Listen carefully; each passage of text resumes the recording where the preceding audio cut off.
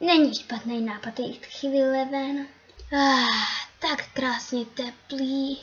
Půjdu do lesa pro poprůvky, abych měl co jíst. Tedy, abych měla co jíst. Já jsem taková popleta. Mám uposud. Milo, dostala jsem bezvadný nápad. Vidíš toho obřího králíka z jiného města? Obřího králíka? Ano, mám nápad, co kdybychom mu ukradli jeho opasek. Ne, to nemůžeme. Zlobil by se. Ty víš, jak jsou obří králíci z jiného města. Tak nebezpeční. Neboj se. Ukradneme ho a pak zdrhneme. Tak dobře. Ale budeš ho brát ty. Já ho nosit nebudu. Bojím se, že zakopnu a chytí mě.